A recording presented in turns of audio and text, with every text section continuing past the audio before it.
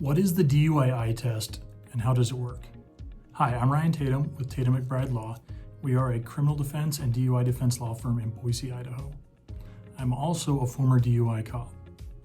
The DUI eye test, or the HGN, the horizontal gaze nystagmus test, is the most accurate of the 3 sobriety tests. Officers use this test to determine if you're under the influence of depressants, antidepressants, or certain other intoxicating substances. There are standards for this test.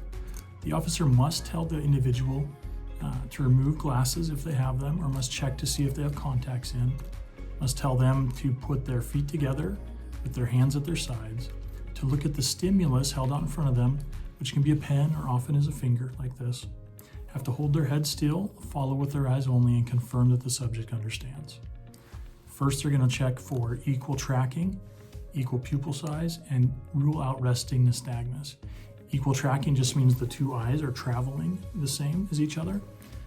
Equal pupil size, if the pupils are not equal, it can indicate a head injury, or perhaps recent, or it could be old.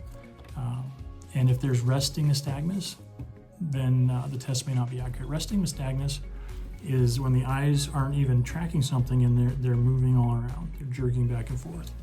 Nystagmus is generally jerkiness of the eyes. That can be an indicator of PCP or other drugs or neurological conditions. The officers will first test for lack of smooth pursuit. That's 1 clue for each eye, so 2 clues. They're going to go across in front of the individual and back. It's going to be 2 seconds out and 2 seconds in. They're checking to see if the eyes are following smoothly with the fingers, or if the substance in the person's system is affecting their ability to track smoothly.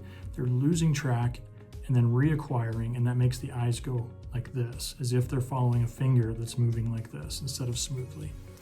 After they check for lack of smooth pursuit, they'll check at maximum deviation in each eyes, looking for distinct and sustained nystagmus. So that means when your eyes are all the way out as far as they can go, are they bouncing back and forth, and does that last at least 4 seconds? After that test, which is 1 point for each eye, they'll check for onset prior to 45 degrees. So from your straight forward to straight sideways, cut that in half of the square, that's 45 degrees.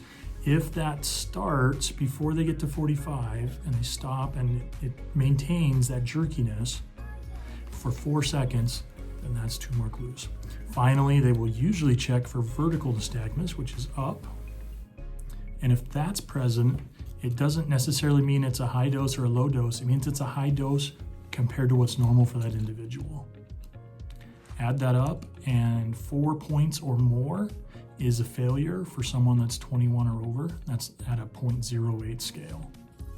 The 3 sobriety tests are meant to be administered together, so officers should move on to the walk and turn test regardless of the outcome of the HGN.